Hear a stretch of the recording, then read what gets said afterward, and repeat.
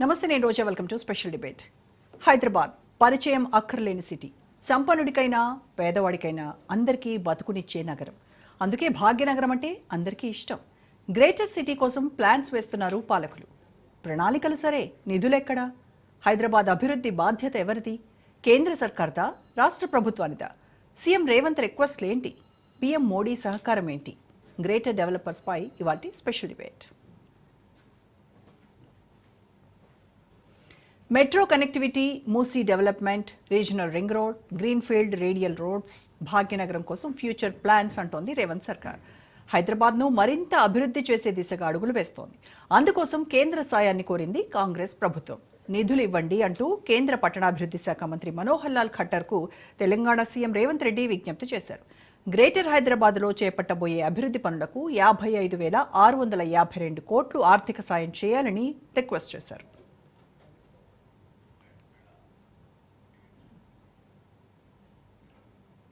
ఇతర మెట్రో నగరాలతో పోల్చితే హైదరాబాద్లో మెట్రో కనెక్టివిటీ తక్కువగా ఉంది. అందుకే మెట్రో ఫేజ్ 2 కింద 6 కారిడార్లు గుర్తించింది టీ సర్కార్.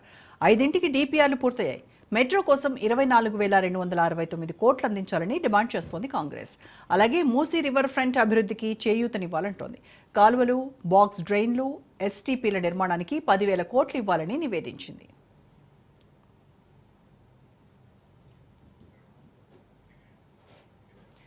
నిజానికి దేశంలో మరే నగరానికి లేని అడ్వాంటేజెస్ భాగ్యనగరానికి ఉన్నాయి. రియల్ ఎస్టేట్ మార్కెట్ కొంగు బంగారంగా రాజధాని నగరం విరాజిల్లుతోంది. ప్రపంచంలోని కంపెనీలకు హైదరాబాద్ ఒక ఐకాన్గా నిలుస్తోంది. ఒక్క మాటలో చెప్పాలంటే హైదరాబాద్ ఓ అభివృద్ధి నమూనా. అన్ని దిక్కుల్లో శరవేగంగా అభివృద్ధి చెందుతోంది.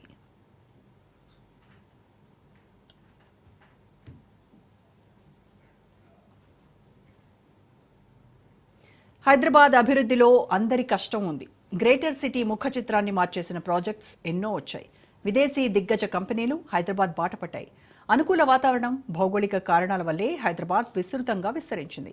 ఫార్మా పరిశ్రమలతో పాటు సీసీఎంబీ, ఐఐసిటీ, డిఆర్డీఓ, ఇక్రిసాట్ వంటి కేంద్ర సంస్థలు, BHEL, ECIL, IDPL, HMT, NFC hall వంటి ప్రభుత్వ రంగ సంస్థలు హైదరాబాద్ పరిసరాల్లో నెలకొల్పడంతో నగరానికి తిరుగు లేకుండా పోయింది.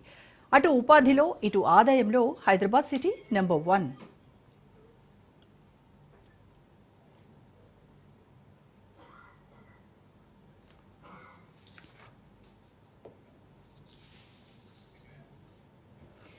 భారతదేశంలో 5వ అతిపెద్ద మహానగరం హైదరాబాద్.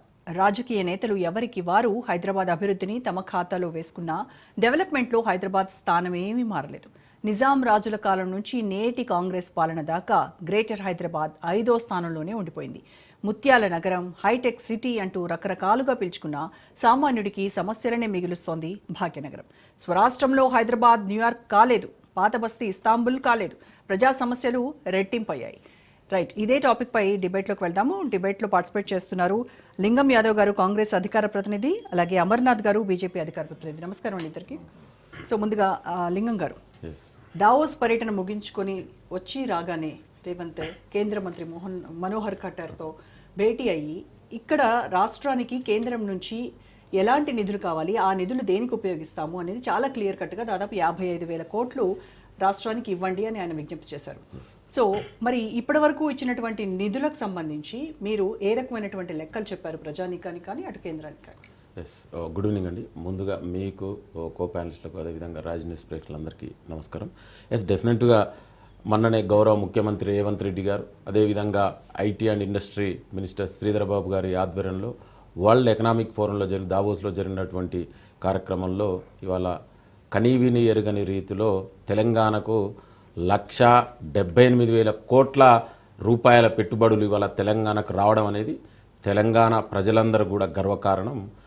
చూసాం, గతంలో చాలామంది ఎన్నో చెప్పుకున్నారు, కానీ ఏనాడు కూడా పెట్టుబడులు లేనటువంటి సందర్భం మనకు కనబడుతుంది. ఇవాళ ఇది రెండోసారి మాత్రమే, అంటే దాదాపుగా ఈ 2 దఫాల్లోనే గౌరవ ముఖ్యమంత్రి రేవంత్ రెడ్డి గారు, IT industry minister Sridhar Babu గారి ఆధ్వర్యంలో దాదాపు 2 లక్షల పైగా కోట్ల పెట్టుబడులు ఇవాళ తెలంగాణకు వచ్చిస్తున్నాయి. దీనివల్ల తెలంగాణ యువతకు, స్థానిక యువతకు ఉద్యోగ ఉపాధి అవకాశాలు, అదేవిధంగా ప్రత్యక్షంగా పరోక్షంగా ఇవాళ తెలంగాణకు రాబోతున్నాయి. సో ముందుగా వాళ్ళకి తీసుకొచ్చినందుకు తెలంగాణ ప్రజల తరఫున వాళ్ళకి ధన్యవాదాలు తెలియజేస్తున్నాను. మీరు అన్నట్టు ఇవాళ హైదరాబాద్ అనేది ఆనాడు కాంగ్రెస్ ప్రభుత్వంలో నేదురమల్లి జనార్దన్ రెడ్డి గారు ముఖ్యమంత్రిగా, అదేవిధంగా పివి నరసింహారావు ప్రధానమంత్రిగా ఉన్నప్పుడు హైదరాబాద్కు ఐటీని తీసుకురావడం జరిగింది.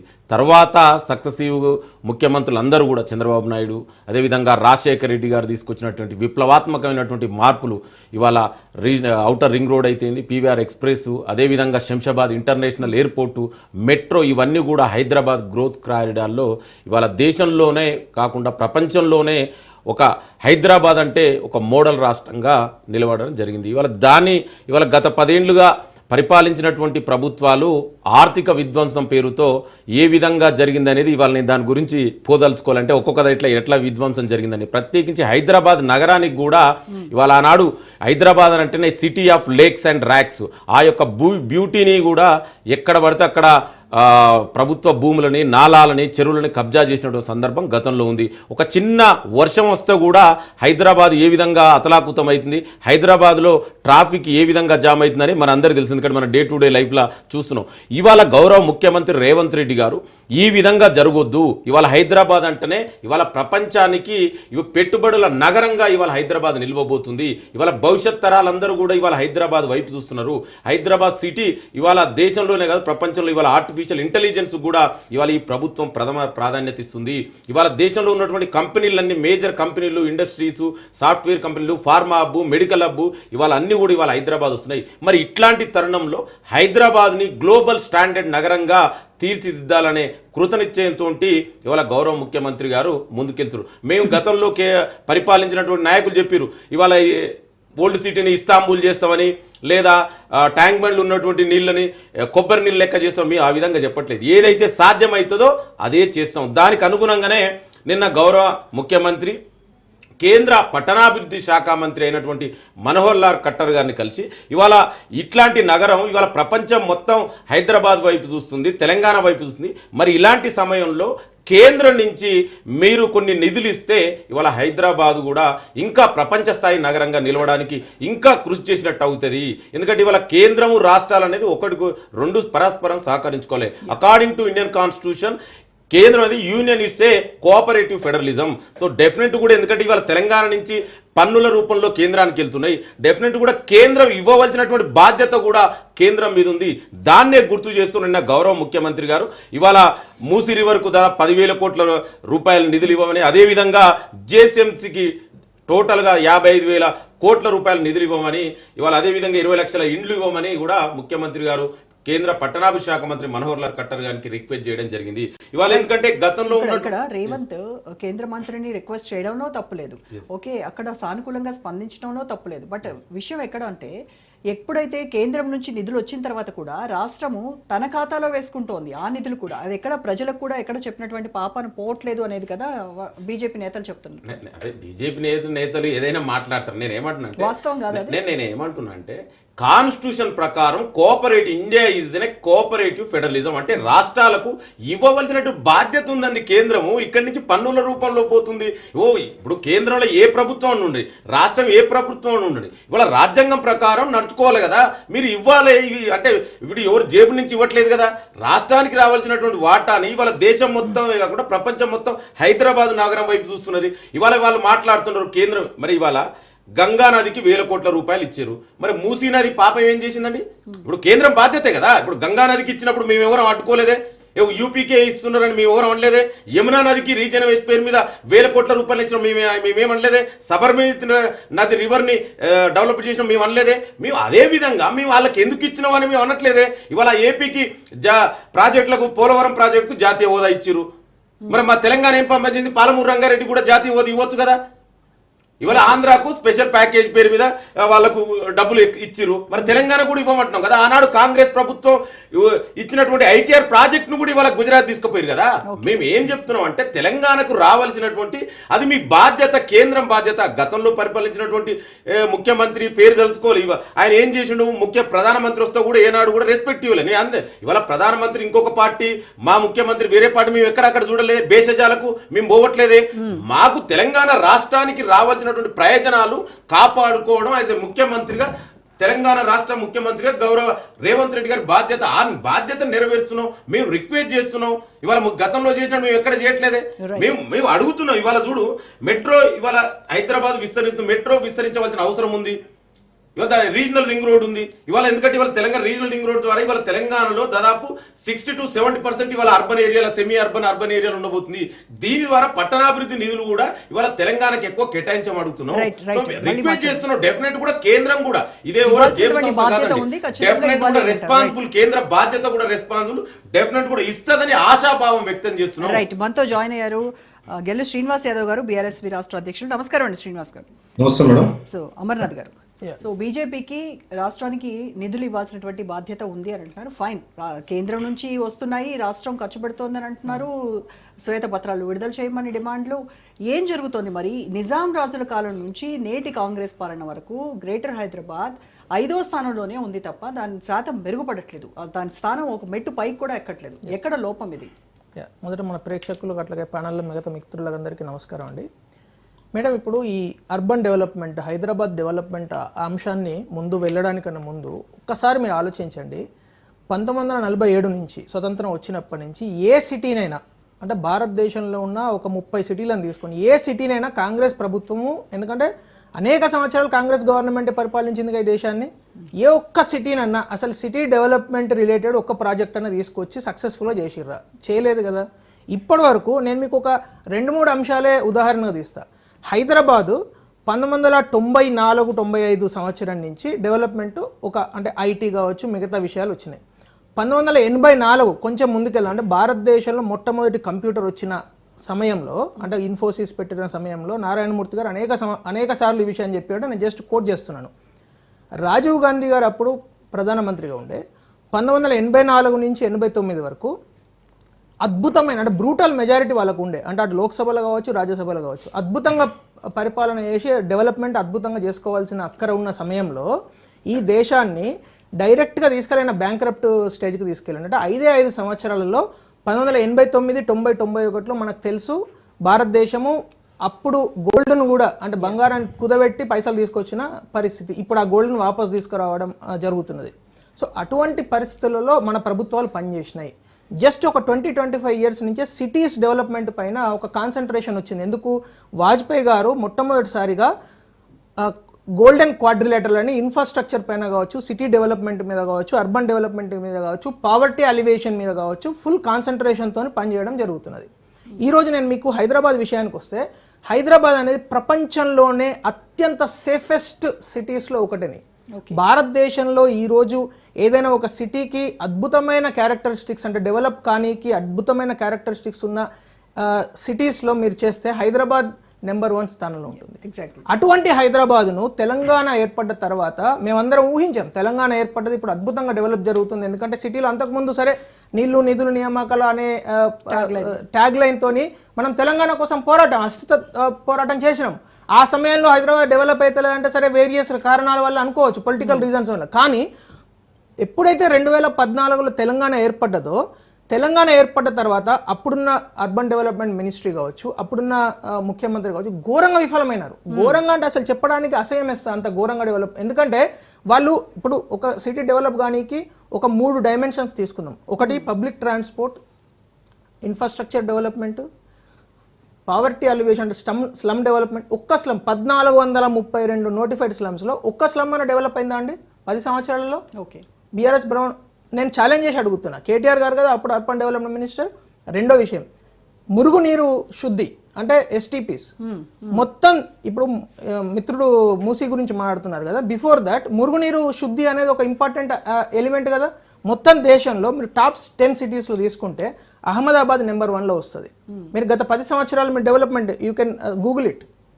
తెలంగాణలో మన రాష్ట్రంలో, అంటే మన జిహెచ్ఎంసీ పరిధిలో ప్రతిరోజు 2150 MLDల మురుగునీరు వస్తుంటే ఇప్పటి వరకు 826 MLDల ప్రాజెక్టులు మాత్రమే అండర్ ప్రాసెస్, అంటే ఇంకా కంప్లీట్ కాలేదు. అవన్నీ ఒక్క అంబర్పేటలో తప్పితే ఏది కూడా ఫుల్ ఫ్లెడ్జ్డ్ ఫంక్షనల్ కాదు.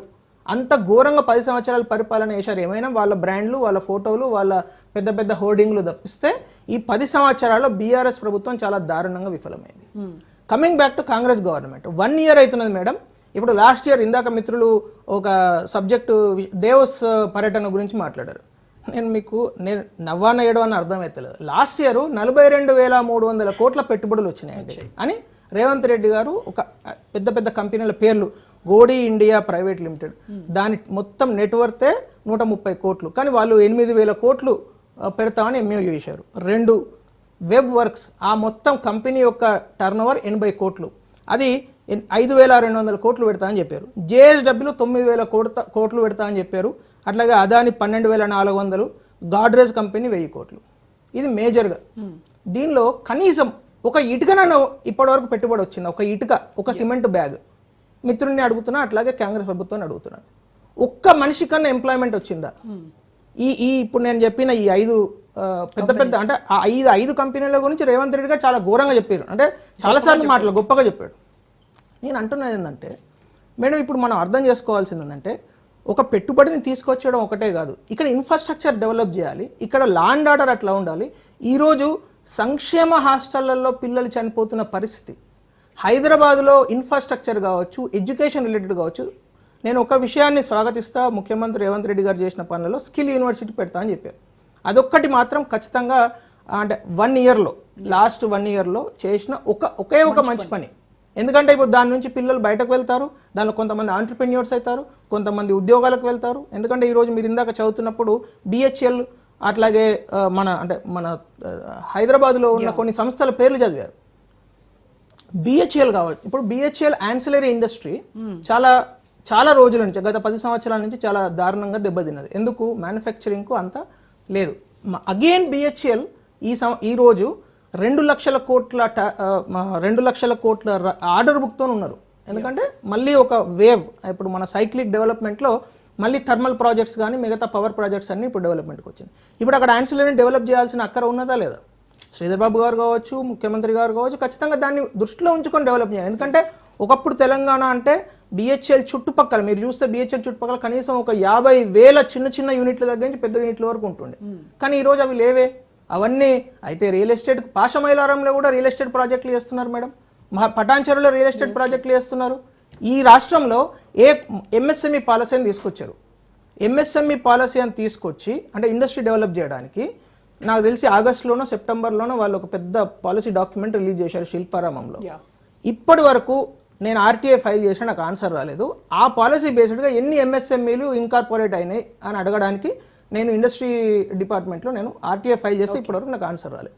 నేను అనేది ఏంటంటే మేడం, కాంగ్రెస్ గవర్నమెంటు, ఇంతకుముందు బీఆర్ఎస్ గవర్నమెంట్, అంతకుముందు టీఆర్ఎస్ గవర్నమెంట్, సో ఈ 11 సంవత్సరాలలో హైదరాబాద్ డెవలప్మెంట్కు చేసింది ఇప్పటివరకు అయితే 0. ఎందుకంటే హైదరాబాద్ న్యాచురల్ డెవలప్మెంట్ మీరు కొత్తగా చేసింది ఏంది? ఇప్పుడు 1999 నుంచి 2004లో అప్పుడు చంద్రబాబు నాయుడు గారు చాలాసార్లు నేనే ఐటీని తీసుకొచ్చిన, అది కూడా కరెక్ట్ కాదు. ఆ తర్వాత 2004 తర్వాత ఇప్పుడు మైండ్ స్పేస్, రహేజ టవర్స్ కావచ్చు, పోచారం కావచ్చు, ఉప్పల్లో ఉన్న ఐటీ పార్క్ కావచ్చు, అదంతా రాజశేఖర రెడ్డి గారి హయాంలోనే జరిగింది, రైట్? అంతకుముందు సైబర్ టవర్స్ కానీ అది చంద్రబాబు నాయుడు గారి హయాంలో జరిగింది. సరే, నేదురుమల్లి జనార్దన్ అది కూడా నేను యాక్సెప్ట్ చేయను. ఎందుకంటే నేదురుమల్లి జనార్దన్ రెడ్డి గారు జస్ట్ ఒక శంకుస్థాపన మాత్రమే చేశారు. ఆ తర్వాత 10 సంవత్సరాలు కాంగ్రెస్ ప్రభుత్వం ఎగ్జాక్ట్లీ, నేను అందు గురించి ఈ 10 సంవత్సరాల గురించి మాట్లాడుతున్నాను. అంటే తెలంగాణ ఏర్పడ్డ తర్వాత జరిగిన ఆ పరిణామాల గురించి మనం మాట్లాడుకుంటే, ఇప్పుడు ఇందాక ఒక అద్భుతమైన మాట చెప్పారు. స్వాతంత్రం వచ్చినప్పటి నుంచి కూడా హైదరాబాద్ ఎందుకు 5th ప్లేస్లోనే ఎందుకు ఉంది, ఎందుకు 4th వెళ్ళలేకపోతున్నది? మీరు మిగతా అబ్జర్వ్ చేయాలి. పూణే ఏ స్థానంలో ఉండేయండి? గ్రేటర్ దాన్ 20, కానీ ఈరోజు ఏ స్థానానికి వచ్చిందండి? 9వ స్థానానికి వచ్చింది. అహ్మదాబాద్ ఏ స్థానంలో ఉండండి? 14వ స్థానంలో ఉండే. అహ్మదాబాద్ ఈరోజు ఏ స్థానంలో ఉందండి? 6వ స్థానంలో ఉంది. అట్లా మీరు లెక్క పెడితే ఎక్కడెక్కడనైతే డెవలప్మెంట్ చాలా అంటే ర్యాపిడ్గా జరిగిందో, వేగంగా జరిగిందో, అవన్నీ పూణే ఎంత అద్భుతంగా డెవలప్ అయింది. జస్ట్ 5 yearsలో డెవలప్ అయిందండి. ఎందుకు? పూణేలో ఏం జరిగింది? అక్కడ సడన్గా ఒక గ్రోత్ ఇంజన్ దొరికింది వాళ్ళకు, ఐటీ అనే పేరు మీద. మనకు కూడా ఒక గ్రోత్ ఇంజన్ ఉంది, అదే ఐటీ. ఇప్పుడు ఆ గ్రోత్ ఇంజన్ చుట్టుపక్కలనే అంటే దాని కేంద్రంగానే డెవలప్మెంట్ జరగాలి. ఒకప్పుడు Hyderabad use to be the manufacturing hub of India. 1990లలో ఈరోజు ఐడిపిఎల్ కావచ్చు, బిహెచ్ఎల్ కావచ్చు, అద్భుతమైన మిధాని కావచ్చు, బీడీఎల్ కావచ్చు, ఆర్డినెన్స్ ఫ్యాక్టరీలు, ఇవన్నీ మన హైదరాబాద్లో ఉండేటివి. ఈ రోజు అసలు మ్యానుఫ్యాక్చరింగ్ ఇండస్ట్రీ చూడండి ఎంత ఘోరంగా దెబ్బతిన్నదో. సో నేను ఒకటే ఒక సలహాతోని కంక్లూడ్ చేస్తాను ఈ పాయింట్. ఈ ప్రభుత్వము నిజంగా చిత్తశుద్ధితో, ఎందుకంటే 1 year అయింది కాబట్టి నేను పూర్తి స్థాయిలో వాళ్ళ తప్పు అని అనలేను. చిత్తశుద్ధి ఉంటే, రేవంత్ రెడ్డి గారు నిజంగా చిత్తశుద్ధి, ఆలోచన, జవాబుదారితనం ఉంటే మ్యానుఫ్యాక్చరింగ్, ఎందుకంటే మ్యానుఫ్యాక్చరింగ్లో ఏమవుతుందంటే 1 కోటి రూపాయల టర్న్ ఓవర్ వస్తే 18 జాబ్స్ క్రియేట్ అవుతాయండి. ఇది ఒక అంచనా. సో అదే మీద ఐటీలో 10 కోట్లు వచ్చినా కూడా 2 జాబ్స్ క్రియేట్ కాదు. సో నేను అనే పాయింట్ ఏంటంటే మ్యానుఫ్యాక్చరింగ్ ఇండస్ట్రీని ఫోకస్ చేయడము చాలా కీలకము. ఎందుకంటే Hyderabad cannot sustain this population without creating employment. So అందు గురించే నా సలహా కావచ్చు, సూచన కావచ్చు, ఒకటే ఒక పాయింట్, మ్యానుఫ్యాక్చరింగ్ ఇండస్ట్రీని ఎంత ఇన్సెంటివైజ్ చేసినా పర్వాలేదు కానీ మ్యానుఫ్యాక్చరింగ్ ఇండస్ట్రీని చాలా ర్యాపిడ్గా గ్రో చేయాలనేది నా యొక్క. గారు, తెలంగాణ రాష్ట్రం ఏర్పడ్డాక అభివృద్ధి పదంలో దూసుకుపోతుంది అని అంతా భావించారు. కానీ ఎక్కడ వేసిన గొంగళి అక్కడే అన్నట్టుగా ఏమాత్రం కూడా అభివృద్ధికి నోచుకోలేనటువంటి రాష్ట్రంగా దీన్ని మిగిల్చారు గత పాలకులు. మేజర్గా దీంట్లో బీఆర్ఎస్ 10 ఏళ్ల పాలనలో ప్రజలకు అలాగే రాష్ట్రానికి అభివృద్ధి కోసం చేసింది ఏంటి అని అడుగుతున్నారు. కేవలం అర్బన్ డెవలప్మెంట్ కావచ్చు, లేకపోతే మురికినీటి శుద్ధి విషయాల్లో మీరు చెప్పినటువంటి మాటలు, మీరు ఇచ్చినటువంటి హామీలు ఏమయ్యాయి? కేవలం బీఆర్ఎస్ అనేటువంటి బ్రాండ్ ఇమేజ్ ని పెంచుకున్నారు తప్ప తెలంగాణ బ్రాండ్ ఇమేజ్ గురించి ఏ మాత్రం పట్టించుకునేటువంటి ప్రభుత్వం ఏదైనా ఉందంటే బీఆర్ఎస్ అని అమర్నాథ్ గారు అంటున్నారు. మేడం, బీఆర్ఎస్ పార్టీ అధికారంలోకి వచ్చినాక కేసీఆర్ గారు ముఖ్యమంత్రి అయిన తర్వాతనే తెలంగాణ ఒక బ్రాండ్ ఇమేజ్ని మరింత పెంచిండు. ఇవాళ దాని మూలంగానే జాతీయ అంతర్జాతీయ స్థాయి కంపెనీలు ఇవాళ హైదరాబాద్లో ఇన్వెస్ట్మెంట్ పెట్టడానికి, ఒక సేఫెస్ట్ సిటీగా హైదరాబాద్ ఉండటానికి కేసీఆర్ గారు తీసుకున్న చర్యల వల్లనే ఇవాళ చాలా అంతర్జాతీయ స్థాయి కంపెనీలు వచ్చినాయి. ఇవాళ వేరే ఎక్కడి నుండైనా సరే ఇవాళ హైదరాబాద్లో ఇవాళ అమ్మాయిలు కానీ స్వతంత్రంగా, స్వచ్ఛంగా, ధైర్యంగా ఇవాళ ఎక్కువ జాబ్ చేయడానికి ఇవాళ ఐటీ రంగంలో ఇవాళ ముందుకు వస్తున్నట్టు. దాని కారణం హైదరాబాద్ ఇండస్ట్రీస్ డెవలప్మెంట్ జరగడం వల్ల సాధ్యమైంది. దానికోసం ముఖ్యమంత్రి గారు ఇవాళ ఈ కంపెనీస్ రక్షణ కోసం కానీ, అదేవిధంగా ఎంప్లాయీస్ రక్షణ కోసం కానీ స్పెషల్గా సీ టీమ్స్ ఏర్పాటు చేయడం వల్ల ఇవాళ 3 షిఫ్ట్లలో కూడా ఇవాళ ఐటీ సెక్టర్లో కూడా ఇవాళ ఉద్యోగాలు ఇచ్చే పరిస్థితి ఇవాళ హైదరాబాద్లో కనిపించిందంటే ఇవాళ అది కేసీఆర్ గారి వల్లనే అది సాధ్యమైంది. ఎందుకంటే ఇంతకుముందు ఒక ఐటీ జాబ్ కాబట్టి పూణేకో లేదా అహ్మదాబాద్కో వేరు కంట్రీలకు, ముంబైకి అటు వెళ్ళాల్సిన పరిస్థితి ఉండే. కానీ ఇవాళ ఎక్కువ కంపెనీ ఇవాళ నార్త్ ఇండియాకి వెళ్ళి కూడా చాలా కంపెనీస్ అన్ని ఇవాళ హైదరాబాద్లో వాళ్ళు ఇన్వెస్ట్మెంట్ పెట్టడానికి ఇవాళ ముందుకు వస్తున్నారు. ఇంత ఫాస్ట్గా ఇవాళ హైదరాబాద్ డెవలప్ అవుతుందంటే కేసీఆర్ గారు తీసుకున్న చర్యలు అనేది సాధ్యమని చెప్పి మనం ఒకసారి గమనించుకోవచ్చు. ఎందుకంటే ఇవాళ హైదరాబాద్లో ట్రాఫిక్ విషయంలో చూసుకున్నా కూడా చాలా అండర్ పాస్ చేశారు. ఉమ్మడి రాష్ట్రంలో అసలు ఓన్లీ కొద్ది ఫ్లైఓవర్లు మాత్రం ఉండే. కేసీఆర్ గారు ముఖ్యమంత్రి అయిన తర్వాత సిటీలో, కేటీఆర్ గారు మినిస్టర్ అయిన తర్వాత సిటీలో అండర్ పాస్ వేయడం వల్ల ట్రాఫిక్ ఫ్రీ అయింది. ఇవాళ ఎల్బీ నగర్ నుంచి మొదలుకుంటే ఇవాళ హైటెక్ సిటీ వరకు పోవడానికి కూడా ఇవాళ చాలా మంది వాళ్ళు ఈజీగా పోగలుగుతున్నారంటే ఈ మధ్యకాలం ఈ మధ్యలో ఎన్నో అండర్ పాస్ వేసి కొన్ని కొత్త ఫ్లైఓవర్లు వేయడం వల్ల ఇవాళ చాలా డెవలప్ అయింది. ఆ మధ్య రజనీకాంత్ గారు అన్నారు, అది చాలా డెవలప్ అయింది హైదరాబాద్, నేను ఊహించలేదు, గతంలో ఉన్న హైదరాబాద్కి ఇప్పుడు చాలా తేడా ఉందని చెప్పి ఇవాళ చాలా మంది ప్రముఖులు కూడా ప్రశ్నించే స్థాయికి వచ్చిందంటే కేసీఆర్ గారు దీర్ఘకాలికంగా తీసుకున్న చర్యల వల్లనే అది సాధ్యమైందని చెప్పి ఇవాళ చాలా స్పష్టంగా తెలుసు. హైదరాబాద్ ఎందుకు ఇంకా నిజాం కాలంలో ఉన్నప్పుడు 5 ఏ స్థానంలో ఉందో ఇప్పటికీ కూడా అదే స్థానంలో ఎందుకు ఉంది? మేడం, మేము మరింత అభివృద్ధి చేయాలనే కృతనిశ్చయంతోనే మా ప్రభుత్వం పనిచేసింది. కానీ కేంద్రంలో ఉన్న ఇవాళ భారతీయ జనతా పార్టీ సహకారం లేకపోవడం వల్ల కూడా కొంత అది జరిపోయింది. కేంద్ర ప్రభుత్వం ఇవాళ హైదరాబాద్ మూసీ రివర్ ఫ్రంట్లో కూడా మంచి డెవలప్మెంట్ కార్యక్రమం చేద్దామనే ఉద్దేశంతో మా ప్రభుత్వం గతంలో ప్రణాళికలు ఏర్పడేసింది. హైదరాబాద్ మూసీ చుట్టుపక్కల హైదరాబాద్ మూసీ ఏరియాలో కూడా మొత్తం ఒక మురికి నీళ్లతోని ఆ మూసీ పరివాహక ప్రాంతం వెంట నడవాలంటేనే ఉండలేని పరిస్థితి గతంలో ఉంటే వాటిని తగ్గించాలి, మురుగునీటి వ్యవస్థను తగ్గించాలనే ఉద్దేశంతో మా ఆనాటి మినిస్టర్ కేటీ రామారావు గారు 3,849 కోట్ల రూపాయలతోని 39 ఎస్టీపీలను రాష్ట్ర ప్రభుత్వ నిధులతోని ఏర్పాటు చేయడం జరిగింది.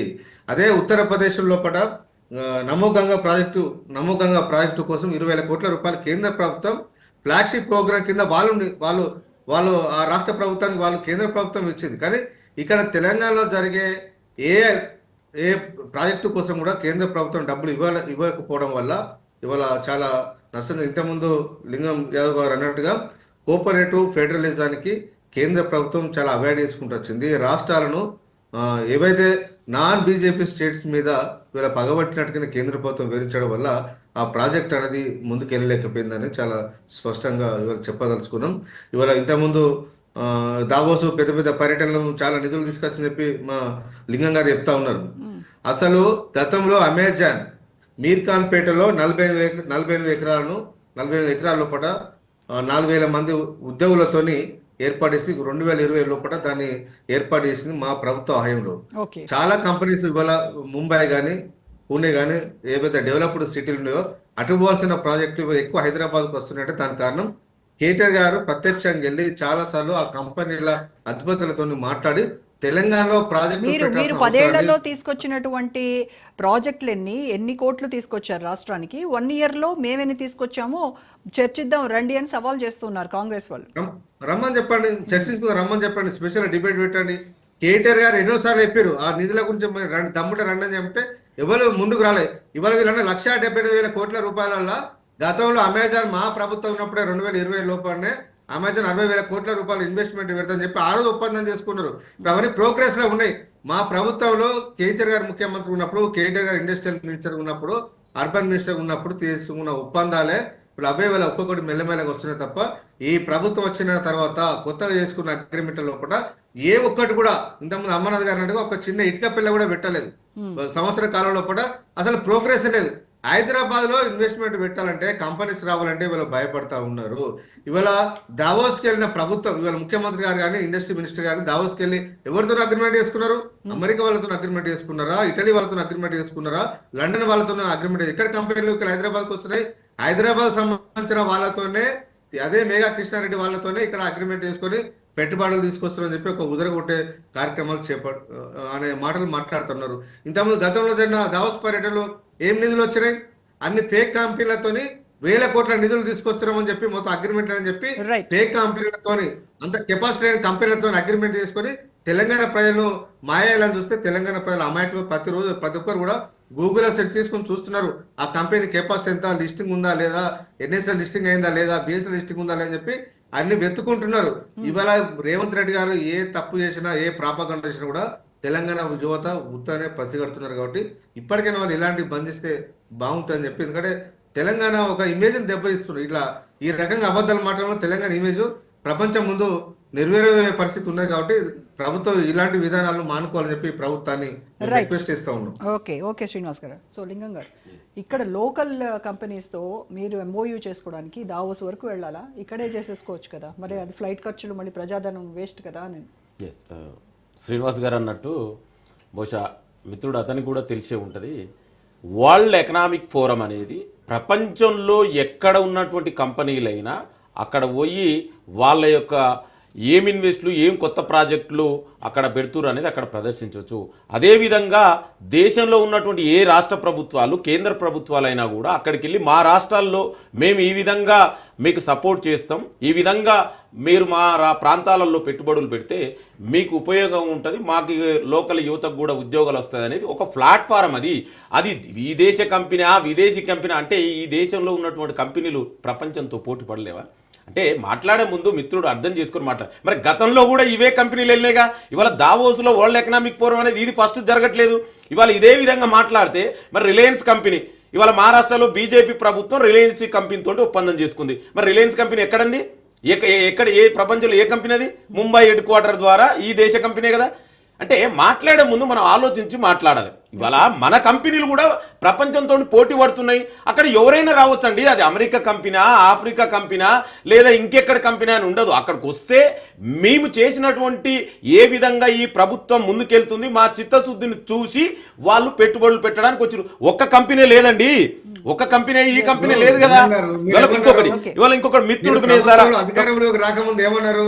మిత్రుడు ఈస్ట్ ఇండియా కంపెనీ తెలంగాణ దోసుకుంటున్న కంపెనీ అని చెప్పి ఎన్నోసార్లు రేవంత్ రెడ్డి గారు అనేకమైన వేదికల మీద ఈ గతంలో మా ప్రభుత్వాన్ని ప్రశ్నించారు. ఎట్లా వాళ్ళ కాంట్రాక్ట్ ఇస్తారని చెప్పి మాట్లాడారు. ఇవాళ ఇదే రేవంత్ రెడ్డి గారు ఎట్లా ఇస్తున్నారు వాళ్ళ కాంట్రాక్ట్? ఎట్లా చెప్పండి, సమాధానం చెప్తానికి ఏమంటే చెప్పండి.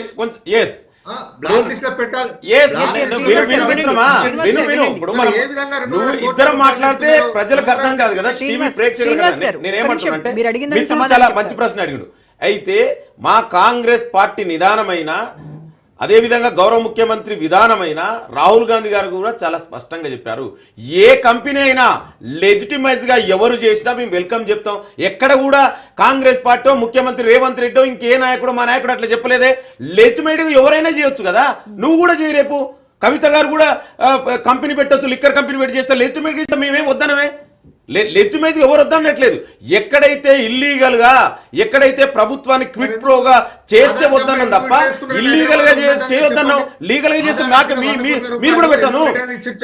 కవిత గారిని కూడా లిక్కర్ కంపెనీని లీగల్ గా పెట్టవను, లీగల్ గా లిక్కర్ సప్లై చేయమను. We are ready to accept. డెమోక్రసీలో ఇది ప్రజాస్వామ్య ప్రభుత్వం. ఇది మా కాంగ్రెస్ ప్రభుత్వం అంటే ప్రజాస్వామ్యబద్ధంగా రాజ్యాంగబద్ధంగా నడుస్తుంది. లీగల్గా పెడితే నష్టం ఏందండి? ఇవాళ నేను ఒక ఉదాహరణ చెప్తా. ఇవాళ మిత్రుడు చెప్తుండు కేటీఆర్ వచ్చిన తర్వాతనే ఇవాళ తెలంగాణ ఎందుకు ఇచ్చినామండి, కాంగ్రెస్ పార్టీ ఎందుకు ఇచ్చిందండి? ఉమ్మడి ఆంధ్రప్రదేశ్లో తెలంగాణకు అన్యాయం జరుగుతుందనే కదా తెలంగాణ ఏర్పాటు చేస్తే 10 ఏళ్లు తెలంగాణలో నీకు అధికారం ఇచ్చిరు. నువ్వేం చేసినావండి? నీళ్లు, నిధులు, నియామకాల పేరు మీద, నీళ్ల పేరు మీద ఏమైంది దోసుకురో చెప్పాలా? నేను కాళేశ్వరంలో అవినీతి చెప్పమంటావా? అదేవిధంగా నిధుల పేరు మీద ఎవరు ఇవాళ గతంలో 2014లో కల్వకుంట్ల కుటుంబం ఆస్తులు ఎంత, ఇవాళ ఆస్తులు ఎంత? నియామకాలు, ఉద్యోగం రాలేదని ఇక్కడే ప్రవళిక అనే అమ్మాయి ఆత్మహత్య చేసుకుంటే క్యారెక్టర్ అసాసిన్ చేసినటువంటి దుర్మార్గులు గత పాలకులు. ఎట్లా మిత్రమా? ఎన్ని ఉద్యోగాలు వచ్చినా యూనివర్సిటీలో పోదాం. మీరు ఎన్ని పేపర్ లీకేజీలు బయట బఠానీ లెక్క, పల్లి బఠానీ లెక్క అమ్ముకురు. ఈ ఒక్క విషయం, మీరు 10 ఏళ్లలో ఇంకొక 10 ఏళ్లలో మీరు ఎన్ని కంపెనీలు చేస్తున్నారు? నేను ఒకసారి మీరు జూమ్ చేస్తే కూడా నేను చూపిస్తా. 2009 ఏళ్లలో మొత్తం చెప్పండి. 9 ఏళ్లలో మీరు తెచ్చిన కంపెనీలు కేటీఆర్ చెప్పి కదా 100% చేస్తున్నాం. మీ 10 ఏళ్లలో మీరు ఏం చేసినా చూడు. ఇవాళ 2015లో వీళ్ళు తెచ్చినటువంటి జీరో ఇన్వెస్ట్మెంట్ మీరు కావాలంటే ప్రేక్షకులు కూడా చూపండి, చదివి చూపిస్తా, మీకు కూడా పంపిస్తా, మిత్రుడు శ్రీనివాస్ గారు కూడా పంపిస్తా. 2016లో మీరు తెచ్చినటువంటి దావోస్ లో ఇన్వెస్ట్మెంట్లు జీరో, 17లో జీరో, 18లో జీరో, 19లో జీరో, 2020లో 500 crores మాత్రం తెచ్చారు. 21లో కరోనా ద్వారా జరగలే. సర్లే ఎవరైనా యాక్సెప్ట్ చేస్తాం. 22లో మీరు తెచ్చినాయి 4250. మీరు కావాలంటే చూడండి, మీకు కూడా పంపిస్తాం మిత్రులు కూడా. అదేవిధంగా 23లో 2023లో 21,000. టోటల్ 9 years లో బీఆర్ఎస్ పాలనలో 25,750 కోట్లు మాత్రమే. ఈ ప్రజాప్రభుత్వం వచ్చిన తర్వాత ఇది రెండోసారి. మొన్న 24లో జరిగినప్పుడు 40,232 కోట్ల ఒప్పందాలు జరిగినాయి. ఇవాళ అవన్నీ కూడా గ్రౌండ్ లో కన్స్ట్రక్షన్ స్టార్ట్ చేసిన. అదే చెప్తున్నా నేను, కేటీఆర్ నేను మిత్రులకి చెప్తున్నా మీ ద్వారా. కేటీఆర్ వచ్చినా సరే, ఫామ్ హౌస్ లో ఉన్నటువంటి కేసీఆర్ వచ్చినా సరే చర్చించడానికి మేము సిద్ధం. మీరు ఎన్ని 10 ఏళ్లలో 9 ఏళ్లలో మీరు పెట్టినటువంటి పెట్టుబడులు ఎన్ని? ఈ రెండోసారి ఈ ప్రభుత్వం అంటే సంవత్సరం పూర్తయింది. రెండోసారి 2 times మీ ముఖ్యమంత్రి, మా ఐటీ మినిస్టర్ గారు దావోస్కి వెళ్ళి మేము తీసుకొచ్చిన పెట్టుబడులు ఎన్నో. చర్చ మీరు రమ్మన్నా ఇదే టీవీ ఛానల్ ద్వారా పెడతాం. కేటీఆర్ రమ్మన్నా లేదా కేసీఆర్ రమ్మన్నా మీరు ఎన్ని తెచ్చారు, మేము ఎన్ని తెచ్చినా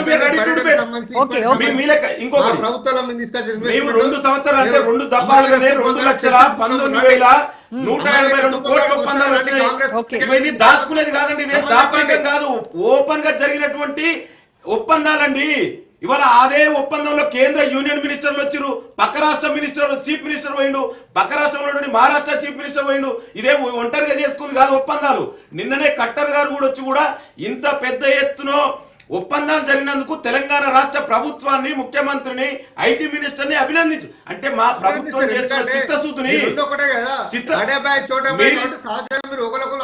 ఇదే మీరు ప్రధానమంత్రిని, నేను అదే చెప్తున్నా, మేము రాజ్యాంగం ప్రకారం నడుచుకుంటాం.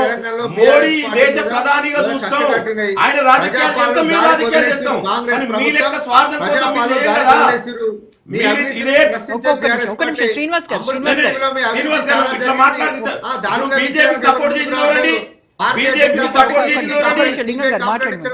ఇవాళ సిబిఐ ముందుకు రావట్లేదు.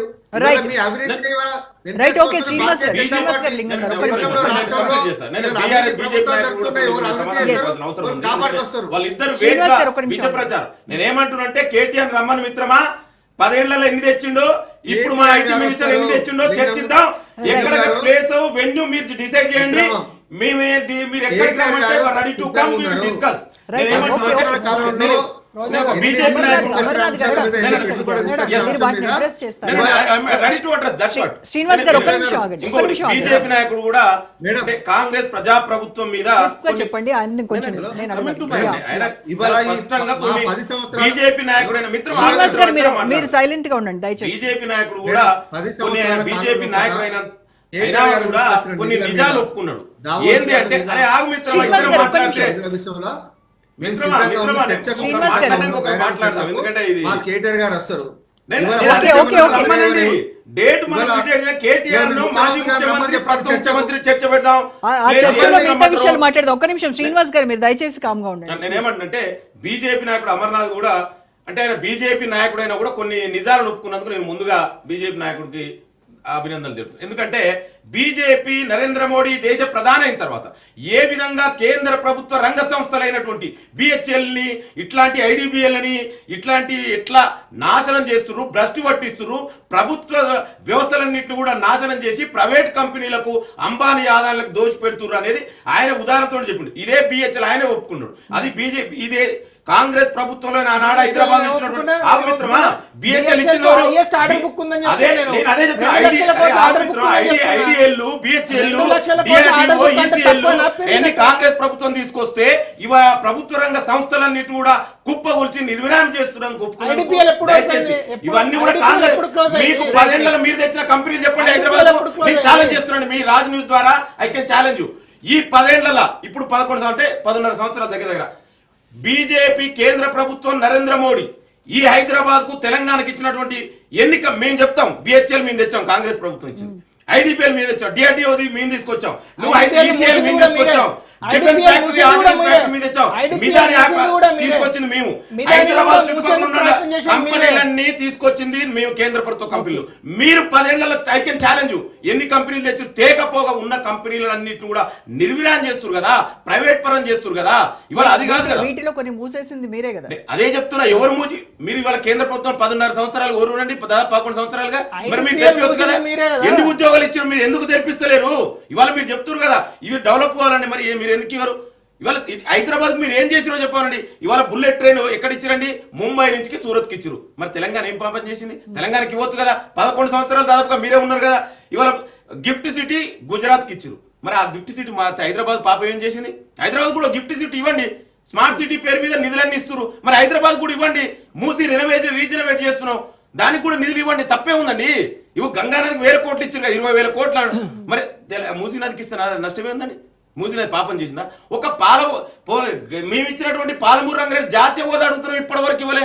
ఎందుకు ఇవ్వలేదండి? అంటే తెలంగాణ ప్రజలు ఇక్కడ ప్రజలు కదా. తెలంగాణ కూడా స్మార్ట్ సిటీలకు ఇస్తున్నారు కదా. హైదరాబాద్ ఏడిచ్చారు, అందుకే నిధులు రావట్లేదనే కదా. మేము ఘర్షణ వాతావరణం పెట్టుకోవట్లేదు. తెలంగాణకు రావాల్సినటువంటి కేంద్ర నిధులు ఇవ్వమంటున్నాం.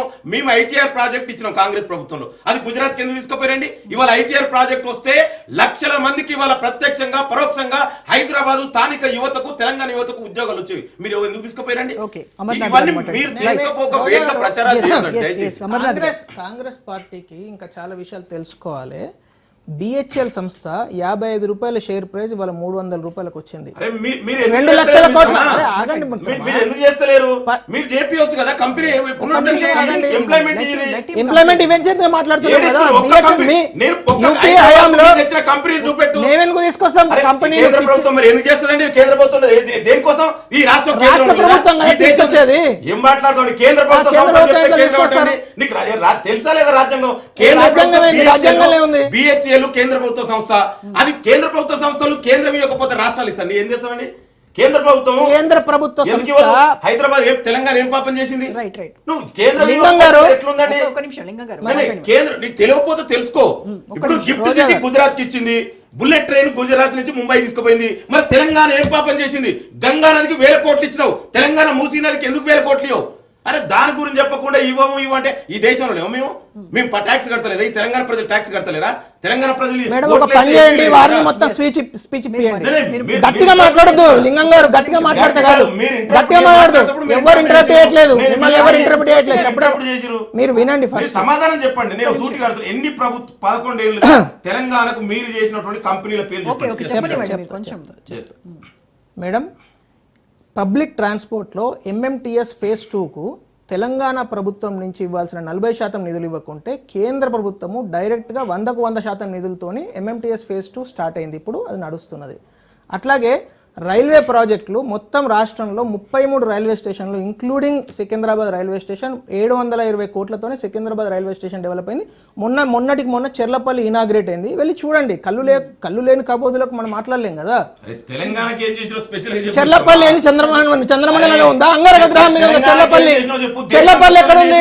చెర్లపల్లి అంగారక గ్రామం మీద ఉందా? రోడ్లు వేసినామంటే దేశం మొత్తంలో రోడ్లు చెర్లపల్లి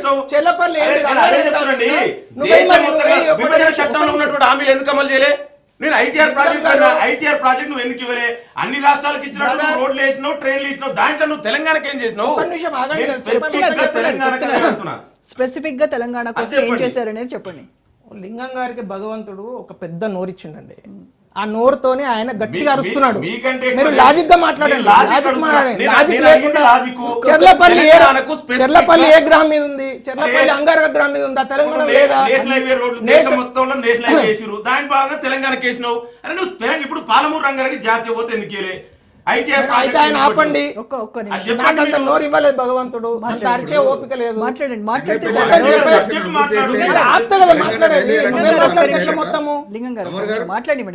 ఏం మాట్లాడుతున్నారు కంటిన్యూస్ గా? అదే మోనోలాగు. మాకే బోర్ కొడుతున్నది పక్క వాళ్ళని. చెప్పండి madam, you give me uninterrupted 1 minute. yes please continue. Okay, what ఇప్పుడు కేంద్ర ప్రభుత్వం ఏం చేయగలుగుతుంది? దానికి ఒక అంటే concurrent subjects, central subjects, state subjects అని ఉంటాయి. కేంద్ర ప్రభుత్వం డైరెక్ట్ గా ఇక్కడ సంస్థలు పెట్టదు కూడా. ఎందుకంటే ఈ ల్యాండ్, అగ్రికల్చర్ ఇదంతా స్టేట్ సబ్జెక్ట్. అది అర్థం చేసుకోకుండా, అది అర్థం చేయకుండా అవగాహన డాక్టర్ అని పెట్టుకున్నాడు. మరి ఉట్టుగానే అర్థం లేకుండా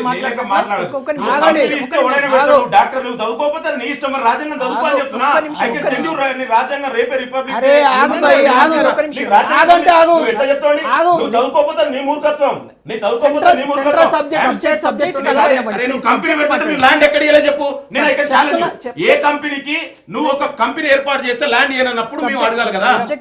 అరే నువ్వు సబ్జెక్ట్ చదువుకోలే, చదువుకున్నా నువ్వేం మాట్లాడతావు? సబ్జెక్టు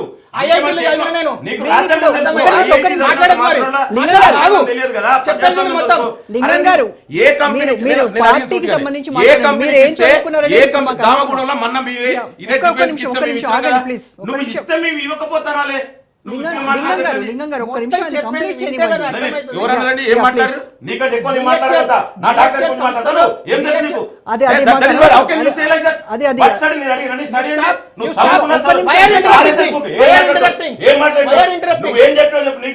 తెలుసుకో.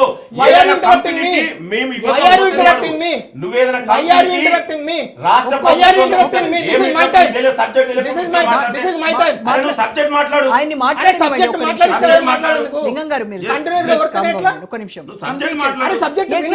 కంప్లీట్ చేయండి అమర్నాథ్ గారు, కంప్లీట్ చేయండి. ఎట్లా కంప్లీట్ చేయాలి మేడం? ఏం మాట్లాడుతున్నాడు ఆయన? కంటిన్యూస్ గా వాగుతూనే ఉన్నాడు. మీరు మాట్లాడండి. నువ్వు సబ్జెక్ట్ చెప్పు. సబ్జెక్ట్ మరి విను కదా.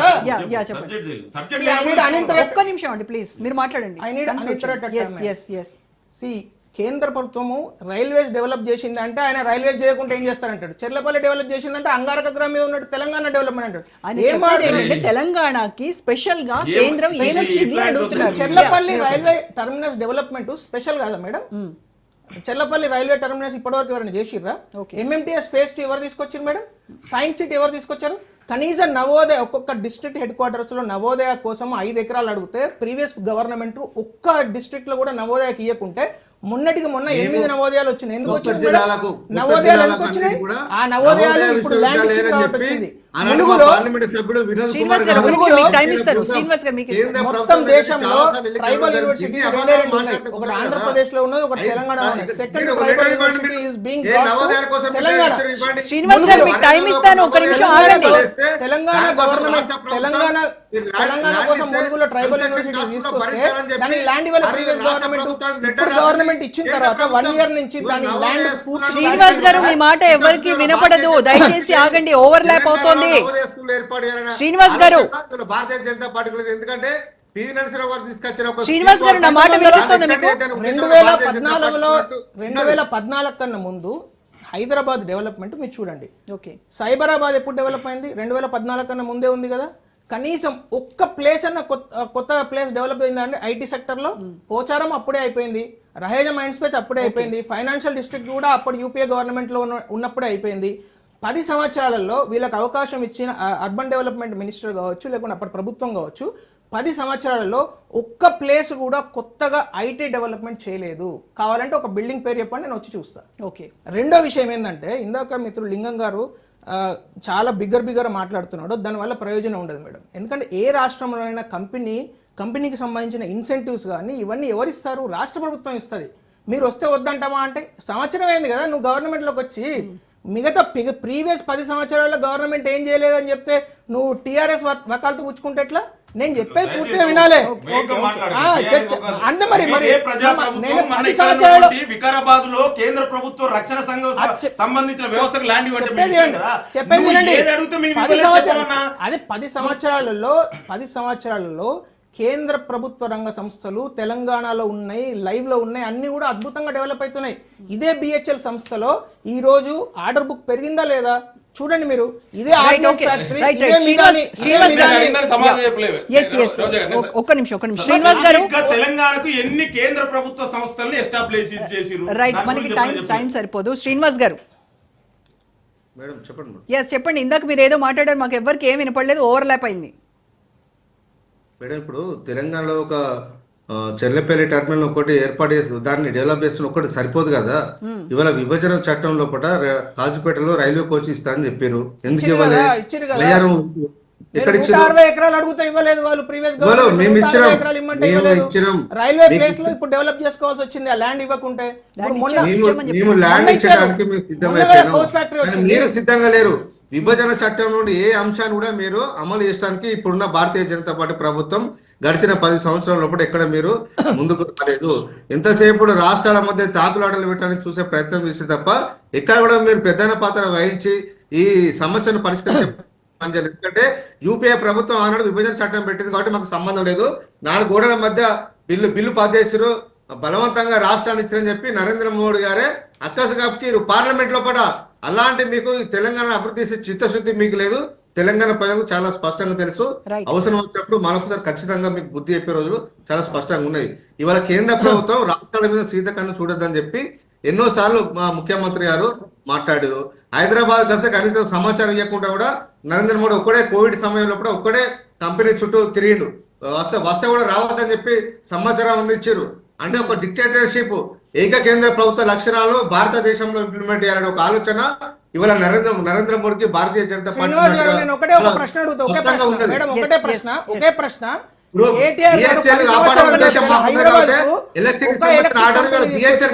ఆటోమొబైల్ కంపెనీ కొత్తగా తీసుకొచ్చాడు, ఇన్ఫ్రాస్ట్రక్చర్ కంపెనీ తీసుకొచ్చాడు,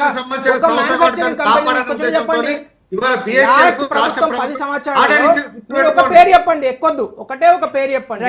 మీరు ఆటోమొబైల్ కంపెనీ తీసుకొచ్చారా, ఇన్ఫ్రాస్ట్రక్చర్ కంపెనీ తీసుకొచ్చారా, ఫార్మా కంపెనీ కొత్తది తీసుకొచ్చారా, లేకుంటే ఒక మ్యానుఫ్యాక్చరింగ్ కంపెనీ తీసుకొచ్చారా? ఒక పేరు చెప్పండి. త్వరగా చెప్పండి శ్రీనివాస్ గారు. పేర్లొద్దు, కొత్తగా ఒక కంపెనీ తీసుకొచ్చాము అని చెప్పండి. శ్రీనివాస్ గారు కంప్లీట్ చేయండి. కేసీఆర్ గారు 16,000 ఎకరాలను ల్యాండ్ ఎక్విజిషన్ చేసినాం మేము. చేసే అభివృద్ధిగా ఫార్మసీ డెవలప్మెంట్ ముందు వాడడం మీరే ప్రశంసించారు పార్లమెంట్ లో.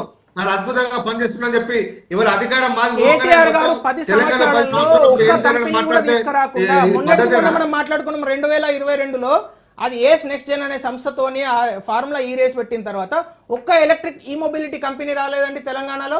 ఒక్క ఎలక్ట్రిక్ మొబిలిటీ కంపెనీ రాలేదు.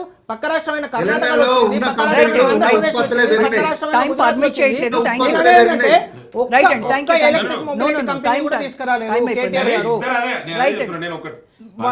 కేటీఆర్ కేసీఆర్ చేసింది ఏం లేదు. అదే విధంగా తెలంగాణ కానాడు ముఖ్యమంత్రి ఉండి కేంద్ర ప్రభుత్వంతో ఉండి ఫస్ట్ క్లాస్ అందరూ బిల్లులకు సపోర్ట్ చేసుకుని వాళ్ళిద్దరే. కానీ అభివృద్ధి గురించి మాత్రం ఏనాడు మాట్లాడినటువంటి పార్టీ టీఆర్ఎస్ పార్టీ, ఏనాడు తెలంగాణ సపోర్ట్ చేయనటువంటి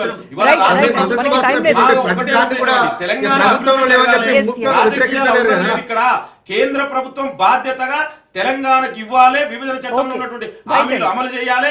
ఈ తెలంగాణ హైదరాబాద్ అభివృద్ధి ఒక కాంగ్రెస్ ప్రజాప్రభుత్వం ద్వారా మాత్రమే సాధ్యమవుతుంది. మీరు సూటిగా చెప్పినండి, 10 ఏళ్లలో మీరు ఇచ్చినటువంటి అమర్నాథ్ గారు, థ్యాంక్ యూ లింగం గారు, థ్యాంక్ యూ శ్రీనివాస్ గారు, థ్యాంక్ యూ సో మచ్. ఇది ఇవాళ special debate. Stay tune to Raj.